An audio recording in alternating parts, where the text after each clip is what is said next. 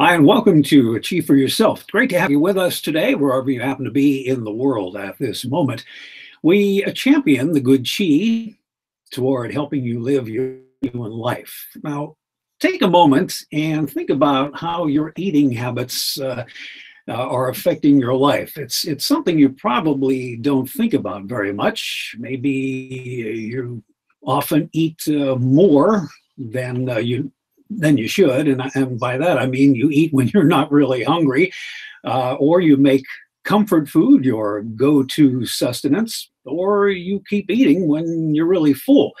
Science is telling us that our early social and emotional environment plays a big role in developing our unbalanced eating patterns as we have them. And when we don't get good emotional nurturing in our early years, we're at pretty big risk of relying on externals to get it. One of those externals can be food. Our guest today is a licensed psychotherapist and life coach with more than 20 years of experience helping overeaters. Julie Simon is the author of When Food is Comfort, Nurture Yourself Mindfully, Rewire Your Brain, and End Emotional Eating. And Julie, emotional eater is a label that might make us wince, even if emotional eating is what we actually do. For starters, what do we mean by emotional eating? Well, that's a great question. And, um, you know, the reality is that we all enjoy eating, and we will sometimes, when we're not hungry, or we'll overeat on occasion just because the food's so tasty or it enhances our personal or our social experiences. The problem really arises when we turn to food regularly when we're not hungry. We're choosing unhealthy comfort foods more often than we'd like. As you said earlier, we're eating beyond fullness. And something's out of balance somewhere. And it may mean that we are using food emotionally. So to give you an example of how you might know if you're an emotional eater, you might be using food as a tranquilizer to dull emotions that are difficult to cope with, such as anxiety, anger, sadness, frustration, hopelessness, shame, loneliness, and even happiness and joy and excitement. You might be using food to calm yourself when you're experiencing unpleasant bodily sensations, such as agitation, nervousness, muscle tension. You might be turning to food for soothing and comfort. Many people, of course, are using food for pleasure, escape, fulfillment, and excitement. You might eat when you're stressed out. You might be using food to silence negative, critical, self-defeating thoughts and quiet your mind. Perhaps you eat when you're feeling overwhelmed or paralyzed in terms of addressing your to-do list. Maybe you eat to distract yourself from low motivation states like boredom or lethargy or apathy. You might eat as a way to procrastinate. You might eat because your life is lacking purpose and meaning and passion and inspiration. And you might be trying to fill up an inner emptiness with food, because we all know that food is basically fuel and sustenance, to give us energy. So if we're eating for any of these other reasons, there's a good chance that our eating has an emotional component to it. Mhm. And of course, even though I guess the stereotype of overeating is sitting in front of the television with a box of ding dongs, it's not just sweet, sugary food. I mean, it could be any food, right? I mean, you can just be eating for the sake of eating. Right. I mean, it certainly can be any food. I have people that, I work with who, are definitely sweet eaters in their, emotional eating times. And I have others who don't even go for sweets. I mean, it really, one client yesterday just said to me, she was having kind of a bad day thinking about losses in her life. And then so instead of dealing with any of those emotions that were coming up, she thought about McDonald's, so she went and she had a cheesy bacon burger and fries. And that kind of quieted the storm in her brain. But what we all know, if we just stop and think about it, is that, when we're feeling sad, when we're feeling regret, loss, going to get a cheesy bacon burger doesn't really build much skill, right? So that we'll have to keep doing that whenever those emotions are surfacing if we don't have the skills to process through those emotions. And your knowledge of overeating is not just professional, but it's personal too. You were an emotional eater. What was your experience like? Well, I spent a good portion of my life stuck in a cycle of overeating comfort foods and gaining weight and dieting, and I definitely ate emotionally. I was using food to calm and soothe myself. It helped numb the pain of unpleasant emotions and self-doubt. It altered my brain chemistry. And, I always thought during my days of struggling with overeating and gaining weight and dieting, and I was, by the way, never good at sticking with diets. They always felt so restrictive to me. I always thought this doesn't make much sense that anybody should be struggling with their weight. It can't be that we're designed, however that is, to be overweight or underweight. Our animals in the wild aren't overweight. Our ancestors weren't overweight. So I didn't understand back then all the pieces of the overeating puzzle, but I knew that it didn't make much sense that I was struggling with this, and I knew that the answer couldn't be constant calorie counting, carbohydrate counting, fat gram, weighing and measuring my food, weighing and measuring my body. And that's what I was taught back then, that all this diet mentality, that this is the way I would maintain my weight, as I would watch every morsel that went in my mouth and count every gram and weigh and measure food. And it just seemed crazy to me. And so I was on a quest for many years to try and figure out all the pieces. And as I began to put the pieces into place, my life got so much better and the weight dropped away. And I began to understand that there were mind, body, and spirit imbalances that I needed to address that were leading me to turn to food. And when I had a pretty good handle on my overeating, I developed a 12-week emotional eating recovery program. That was over 25 years ago. And my first book, The Emotional Eater's Repair Manual, is based on that 12-week program. We address the mind, the body, and the spirit imbalances that lead us to turn to food. In that book, I introduced the reader to the concept of developing an inner supportive voice, so that instead of just having an inner critic voice in our head that beats us up for overeating or gaining weight, or what I call the feeling self, the young part of ourselves that's having all those feelings and just wants what she wants when she wants it and wants that comfort now, we build another voice, an inner supportive voice, what I call the voice of the inner nurturer, that is there to help us get our needs met without having to turn to food. And that voice is there to love us and support us and comfort us. And most emotional eaters, what I discovered, because I didn't have that voice built in my head, and what I discovered over the years of the work I've done is that most emotional eaters didn't have that voice. They didn't have enough exposure to a kind, empathic, supportive, compassionate caregiver. Even if their caregivers were kind and loving, sometimes they just didn't get enough. Maybe there were a lot of kids in the house. Sometimes there just wasn't sufficient, consistent emotional nurturance to develop that voice. And so as I developed that voice, I realized I needed to teach other people how to develop that voice. And in my second book, my new book, When Food is Comfort, I help you understand how your brain got wired if you didn't get kind of enough consistent and sufficient emotional nurturance, how your brain got wired for kind of high reactivity. And your nervous system got wired for high reactivity. This is why you grab those foods, for comfort so quickly. And I teach a 7-skill mindfulness practice that will help you build that inner supportive voice and learn to regulate your nervous system and learn to manage your emotions. And the process, the really great news is that by doing all that, you actually rewire your brain. And so it gets so much easier down the road.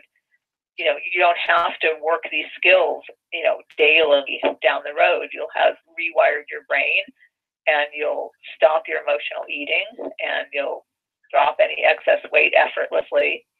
So that's what the new book is about. Mm-hmm. And neuroplasticity is part of what you write about too. That's the rewiring process.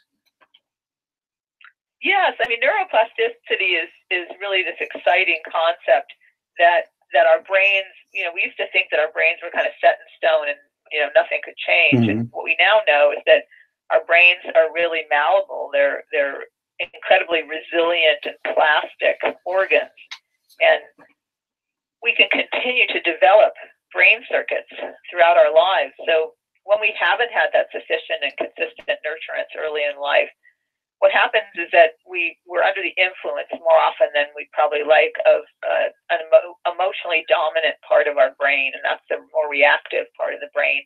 And so some of those circuits haven't formed properly between that part of the brain, kind of the animal instinct part of the brain, and the self-soothing and self-regulating part of the brain, the upstairs brain, if you will, or the cortex. We need those connections to be working really well so that when we want to regulate our behaviors, we can easily access a part of ourselves, that self-soothing, self-regulating voice that says, yeah, I know that chocolate cake's looking really good, but we had too many sweets this week already, so let's pass. We can have it another time, but let's pass. We need to have access to a voice that helps us regulate that. And then if we feel like, oh, well, it doesn't feel like there's a lot of pleasure today, and I really do want that chocolate cake, and that voice can say, well, let me help you find some other pleasure that's not necessarily food.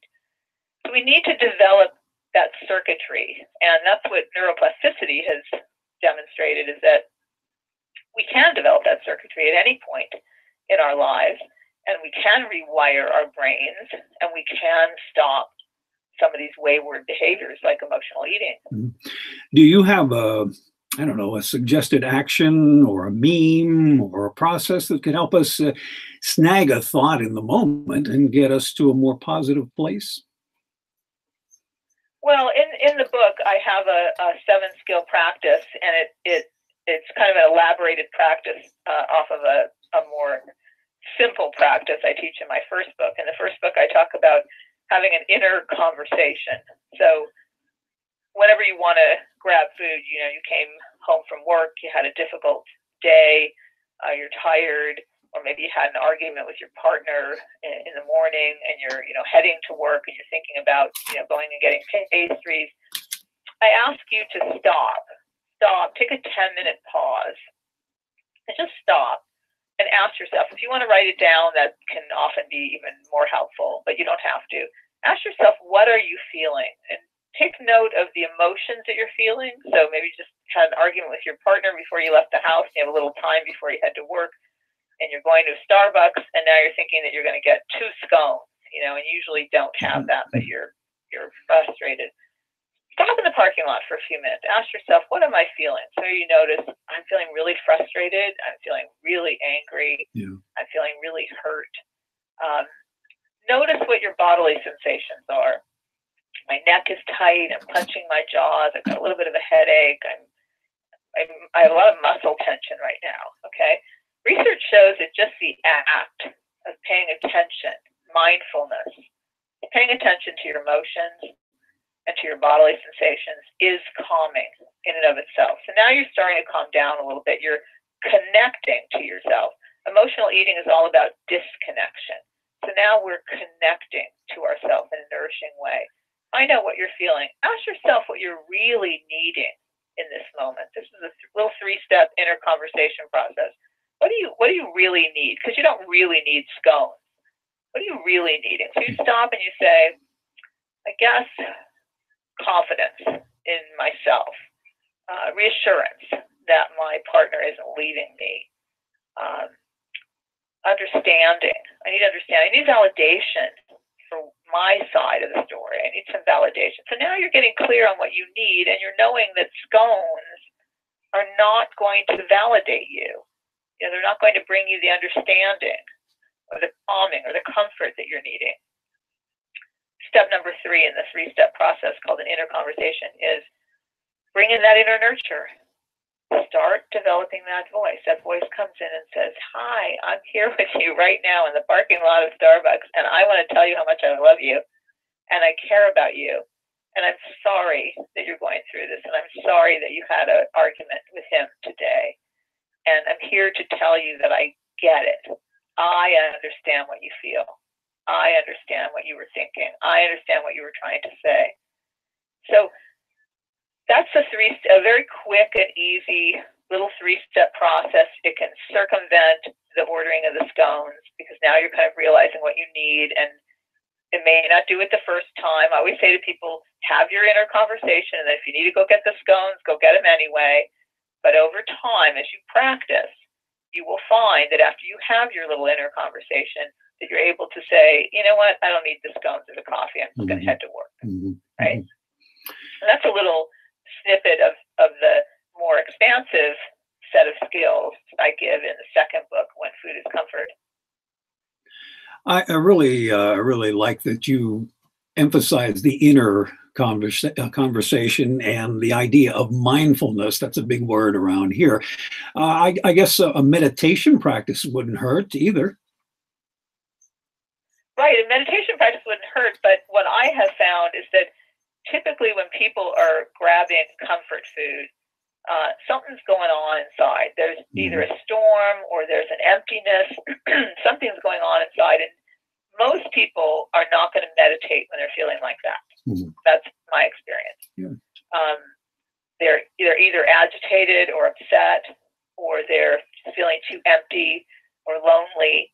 And I know during my emotional eating days, those were not the times I felt like meditating. And I was meditating, but those were not the times I felt like meditating. So I think a practice of mindfulness, and that can be meditation if that works for you. It can be a meditation-like practice where you focus on your breath, and that can be very helpful when you're very agitated. Is to just take a few minutes. I teach that in the book. That one of the techniques is, we can just place our hand on our heart, place another hand on where you're having the most sensations.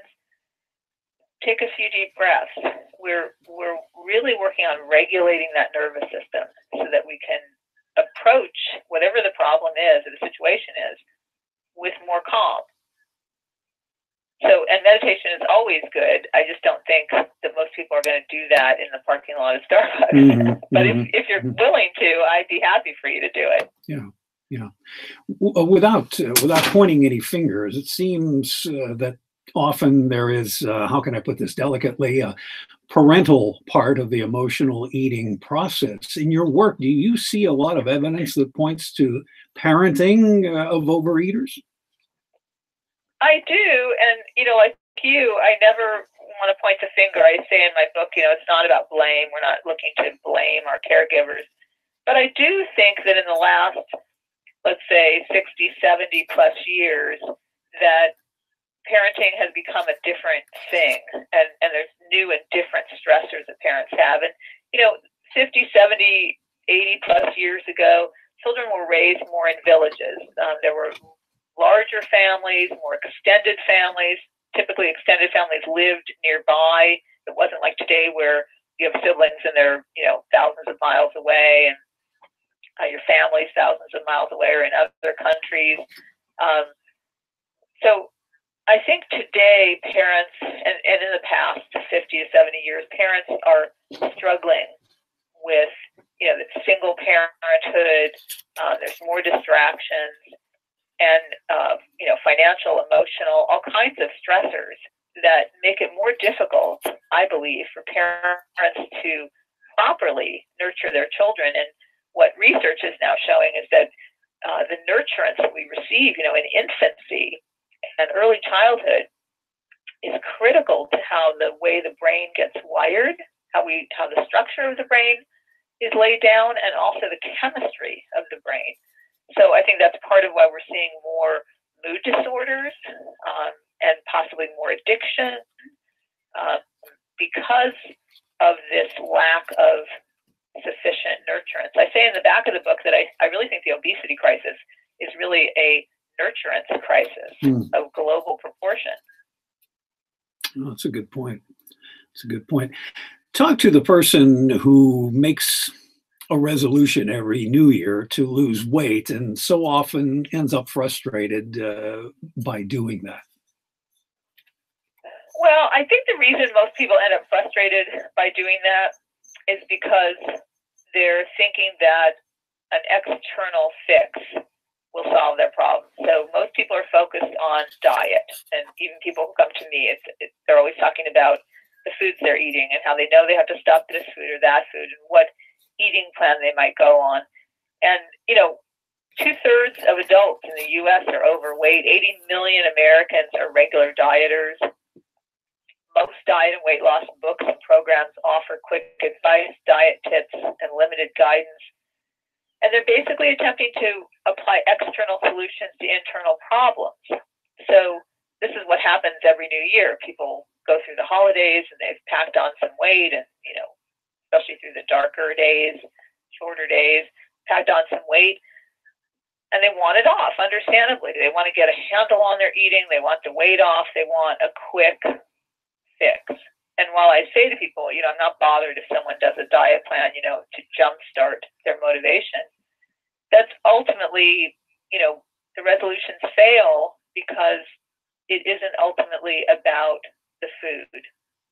It really ultimately is about being able to regulate your behavior and set limits with yourself and trust yourself. If you say, this is how I'm going to eat, and I'm only going to have dessert once or twice a week, or whatever your goal is, the question is, why can you not stick to your plan? What's getting in the way from you sticking to your plan?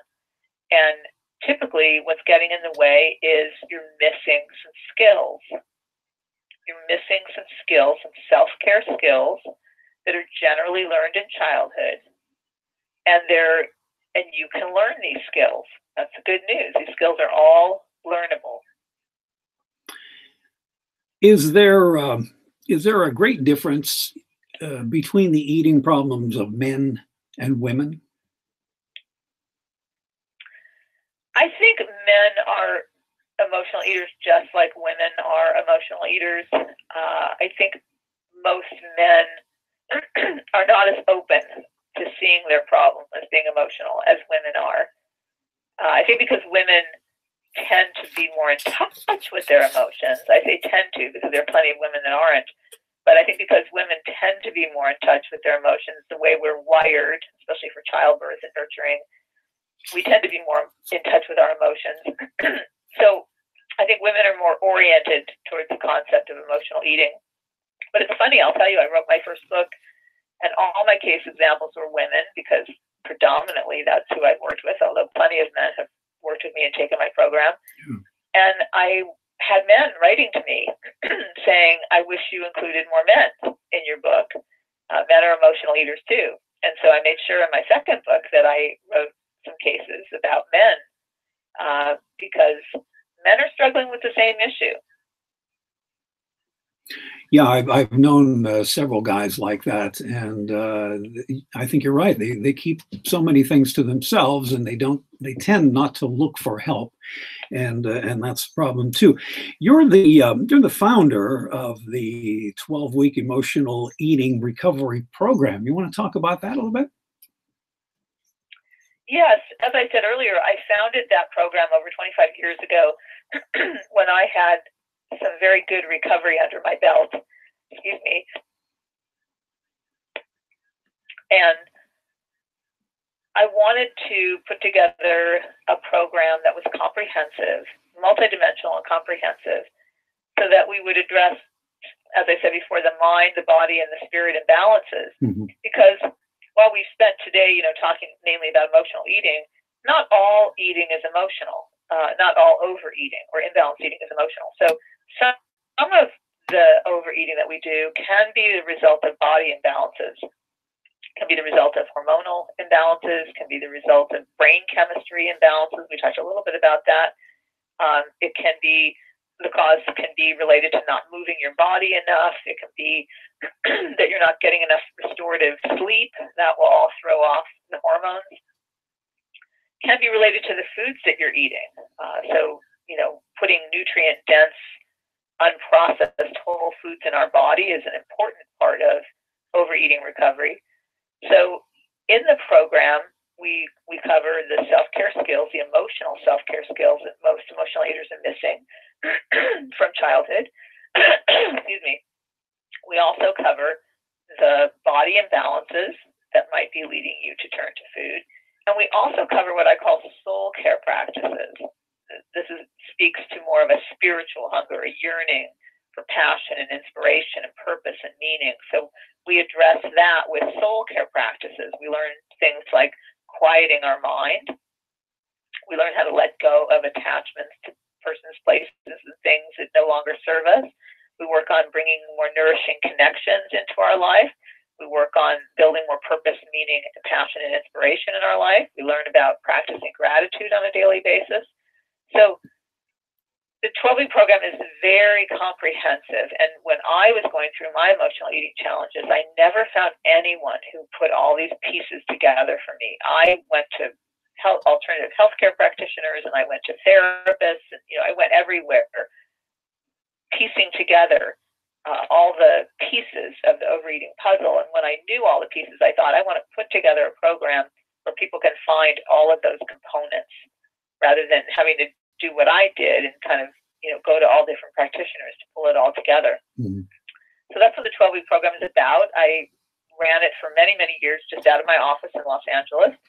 And when I wrote the first book, The Emotional Eater's Repair Manual, that book is based on the 12-week program, and I wrote that so that people all over the world could learn about the skills, principles, and practices that I was teaching. And also, then I developed the program in a telecoaching format, so now people can join in from anywhere in the world. Excellent. It's great. Yeah. And we'll be starting the program back up at the end of April. Very good. Very good. One final question, and we'll let you go, and it's the obvious one. What message do you want readers to take away from the book?